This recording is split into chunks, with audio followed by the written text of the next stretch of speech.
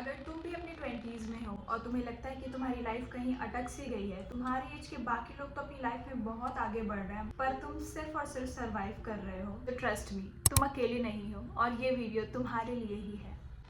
Hi, I am Mansi और मैं यहाँ कोई मोटिवेशनल स्पीच नहीं देने आई हूँ या फिर ये आपको बोलने नहीं आई हूँ कि बी पॉजिटिव, सब ठीक ही हो जाता है एंड में। इट्स जस्ट दैट मैं रात भर ओवर थिंकिंग करती हूँ इन सब चीज़ों को लेकर और मुझे लगा कि मैं क्यों ना इन चीज़ों को नोट कर लूँ और इंटरनेट पे डालूँ, क्योंकि आई एम श्योर कि बहुत लोग इस चीज़ से रिलेट करेंगे।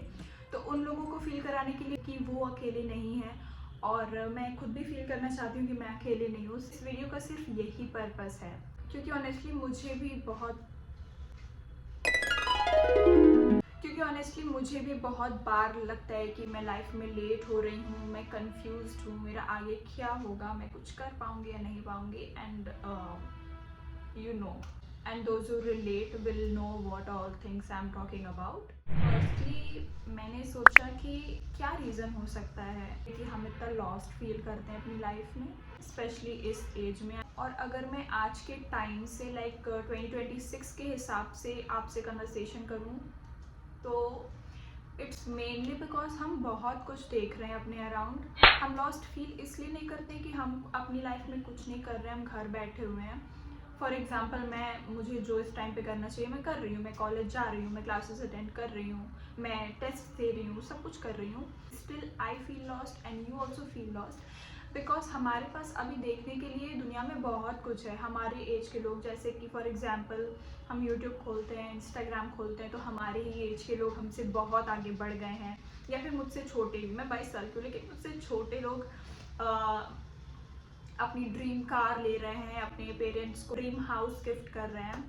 सो दैट ऑल, हम चाहें या ना चाहें, बैक ऑफ द माइंड हमें अफेक्ट करती हैं कि हम कहाँ पे जा रहे हैं। ऊपर ऊपर से तो मेरा भी रहता है कि यार I am not comparing myself to others, I don't want to compare myself to others, but अंदर ही अंदर ये कंपैरिजन हमें तोड़ रहा होता है। ऑनेस्टली हम ये चीज़ें निगलेक्ट कम्प्लीटली तो नहीं कर पाते, कहीं ना कहीं सबकॉन्शियसली हमारे दिमाग में वो चीज़ें बैठ जाती हैं कि हमारे एज के लोग या हमसे छोटे लोग अपनी लाइफ में बहुत आगे बढ़ गए हैं और हम वहीं अभी हमारा लाइफ स्टैटिक ही चल रहा है। Now the second main thing is identity crisis. हमारे अंदर ये बहुत बड़ा स्ट्रगल आ जाता है। हम सब हमेशा ये सोचते रहते हैं कि मैं क्या कर रही हूँ, मैं ये काम खुद के लिए कर रही हूँ या सिर्फ अपने से बड़ों के या सिर्फ दूसरों के एक्सपेक्टेशंस फुलफिल करने के लिए ये कर रही हूँ। लाइक कभी कभी ऐसा होता है कि लगता है कि लाइफ सही है, everything is on track and everything is fine, but next day he feel होता है कि everything is not fine. Feel होता है कि मे बी ये रॉन्ग डायरेक्शन है and so many other things. बहुत ज़्यादा ओवर थिंकिंग होती है आइडेंटिटी क्राइसिस को लेकर।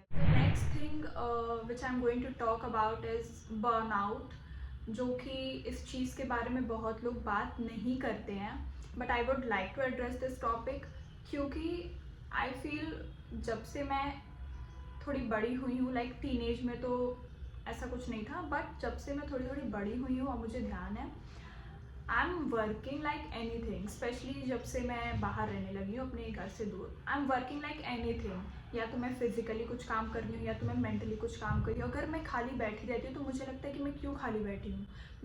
मेरा दिमाग, शरीर हमेशा कुछ ना कुछ काम करने के लिए दौड़ता रहता है। और सैडली इस बर्नआउट में हम ये सारी चीज़ें ओवर थिंकिंग कर लेते हैं कि हमारा क्या होगा, हम लाइफ में कुछ कर पाएंगे या नहीं पाएंगे। दूसरों के साथ कंपैरिजन भी कर लेते हैं, बट कहीं ना कहीं हम खुद के लिए जो थॉट्स हमें सोचने चाहिए कि मैं क्या कर सकती हूँ कि जिससे मैं अच्छी हो जाऊँ, मैं क्या करूँ जिससे मेरी लाइफ बेटर हो जाए, ये सारी चीज़ें सोचना बंद कर देते हैं, सिर्फ कंपैरिजन ही करते रह जाते हैं। अब हम आते हैं रियलिटी चेक पे। लाइक इट्स अ फैक्ट कि किसी किसी को सक्सेस 22 की एज में ही मिल जाती है, पर किसी किसी को 28 या 30 की एज में मिलती है या उससे भी बाद मिलती है। तो हमें ये चीज़ जो हम कंपैरिजन करते हैं कि हमारे से छोटे लोग बहुत आगे बढ़ गए हैं एंड ऑल दिस, ये सब नहीं सोच के ये सोचना चाहिए कि लेट ब्लूमर्स भी ब्लूम करते हैं और अगर हम अपने टाइम को अभी से यूटिलाइज करेंगे तो विल श्योरली बी सक्सेसफुल। अभी नहीं तो कभी तो सही, साल बाद 2 साल बाद कभी ना कभी तो हो ही जाएंगे हम भी successful. Also we forget the fact कि हर कोई एक्स्ट्रा ऑर्डिनरी नहीं होता है। ट्रेन की आवाज़। Okay. Also we forget the fact कि हर कोई एक्स्ट्रा ऑर्डिनरी पैदा नहीं होता है और एवरेज होना कोई क्राइम नहीं है guys. It's okay to be an average. Average होकर भी वी कैन, एवरेज होकर भी हम कहीं ना कहीं तो They ask you how you are, and you just have to say that you're fine. Average लोग भी अपनी लाइफ में सक्सेसफुल होते हैं।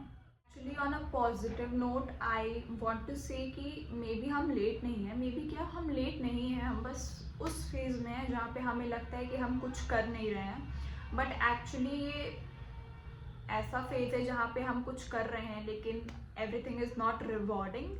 सो हमें लगता है कि ये फेज़ बेकार जा रहा है।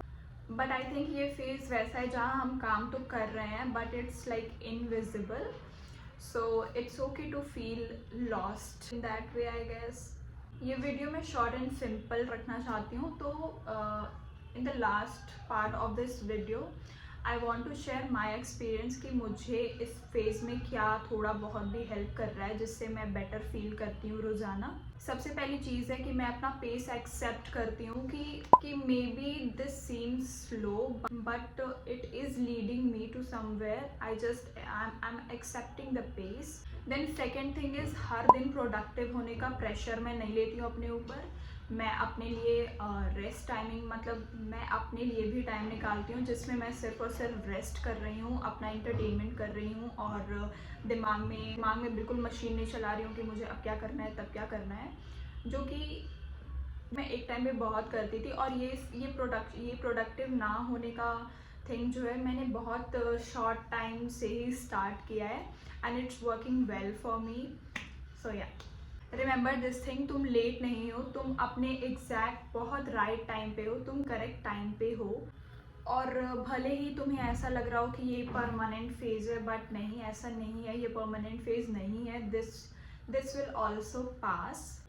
अगर तुम ये वीडियो देख रहे हो और तुम्हें ऐसा लग रहा है कि लाइफ बहुत हैवी हो गई है तो बस इतना याद रखो कि तुम ब्रोकन नहीं हो, तुम सिर्फ लाइफ में ग्रो कर रहे हो। ऑल्सो अगेन मैं कहना चाहूँगी कि ये फेज़ परमानेंट नहीं है। This will also pass slowly quietly in your own way. और अगर ऐसे रियल, ऑनेस्ट और रॉ टॉक्स तुम्हें पसंद है तो मेरे चैनल को सब्सक्राइब कर देना। हम सब कुछ साथ में फिगर आउट कर लेंगे।